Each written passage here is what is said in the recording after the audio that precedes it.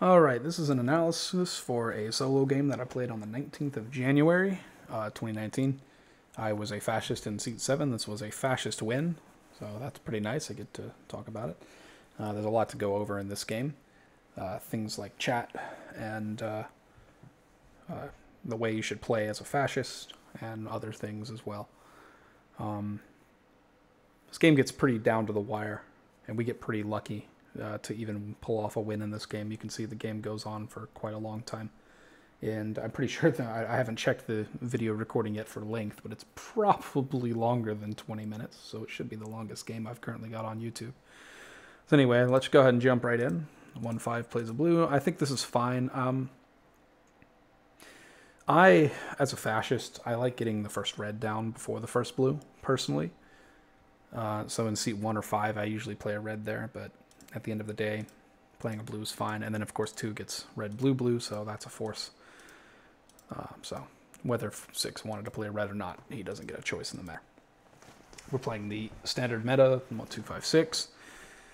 5 gets a blue. Claire plays another blue. So Claire's played 2 blues as fascist here.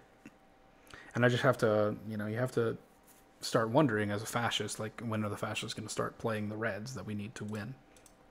6-2 plays a red. He gets red, red, red. Of course he does. And then, unfortunately, I already know this is coming. Claire gets red, blue, blue, and has to ditch a blue to make it a 5 blue deck. So, essentially, at this point in the game, you've had 1 and 5 play 3 out of the 4 blues, and the only other blue that's down is the second blue by 2, and he was forced to play it anyway. So even if you assume 2-6 has a fascist, or even is fascist, most of the time 1-5 is going to have at least 1 lib, probably 2. In the worst case scenario for liberals in this game would be that 1-2-5 is the fascist team, and it's not. Alright, so...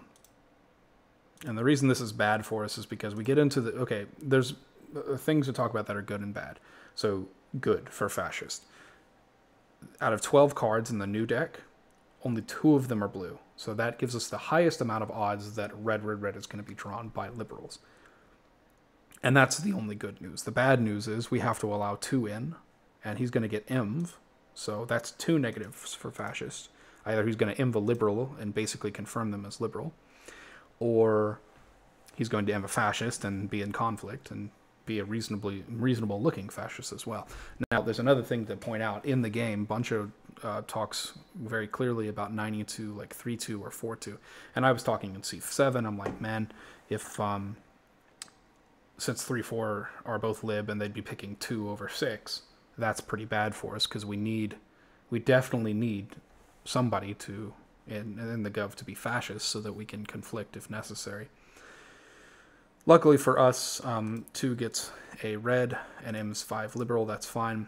To go into why I said that, normally it would be strange if Buncho's fascist with 2. It would be strange for him to advocate 9ing 2 to 3 or 4, only to then get him to lib by 2. Right? It's hard for him to be fascist with 2 in that situation. However, there are situations. He can be Hitler saying that, and he can also be a very devious fascist. And Buncha is the kind of player that I give him enough credit. He's good enough to make that kind of play. I haven't ever seen it personally from him. Usually when he starts talking about how he can't be fascist with somebody, it's legitimate, and in this case it was as well. So I'm not entirely certain why Benjamin and Acro decide later on to not trust him. Probably for chats. I wasn't really reading chat because I'm fascist. I'll be honest. So I didn't really screen any of that. Very lucky for fascist here that both 2 and 5 get red, red, red, and no blues down. I mean, at the end of the day, on red, red, blue, 6 will conf, or 1 will conf, and that's great. Okay, that's great, because at least then we're getting into Hitler zone. But, on top of that, that's a blue gone as well in the deck. Right now, there's still 2 blues in the deck. So, this is okay for us. However, a bunch of advocates for a top deck to 5-1, and we're going to do that. This is pretty bad for fascists. There's a 1 in 3 chance, 1 in 3 chance, 33% on the first top deck that you draw blue, since 2/5 is lib-lib. They don't. They draw a fascist. But now the chance is even higher. It's 40%. 40% odds that you get a blue after we 9-3. And they don't. So at the end of the day, the odds are still in fascist favor on both top decks. But when you combine a 33% chance and a 40% chance, that's still a higher win rate for liberals. And so that's why I understand why liberals go for it generally. After the 2 top deck reds, this is pretty good situation for fascists to be in, because it makes 2/5 look worse. Like, it makes them look like at least one of them is fascist, because you'd normally expect, even with only 2 blues in the deck, you'd normally expect 1. So we know they're lib-lib, nobody else does, but I still don't know why Buncha gets sussed out by... It's just social reads, probably. If I'm liberal, by the way, I yaw this. There's no way I'm not yawing with 2 here. That's just my personal opinion. So, best case scenario for fascists, we get 2 fascists in Gov, and so even better. Like this is the thing, right? Claire plays 3 blues out of the 4 that get played, and then Hitler got forced to play a blue. So all the reds that got played by liberals. Fascists played the first red. Which kind of sucks because he's Hitler and he's played the first red. He's never going to get elected chancellor. And then 2 and 5 played the other 2 blues, and then we top decked 2 more blues. So that's essentially also 2 and 5 playing them, because they're the ones top decking. And that's a lot of risk to incur as a fascist to win the game. Okay, it's not, in my opinion, worth it. Now, as we saw, Claire got red, blue, blue, so it was a 6 blue deck. So the liberals kind of got a windfall from the deck. And that kind of helped them out a little bit, and that should have allowed them to win the game, I might add.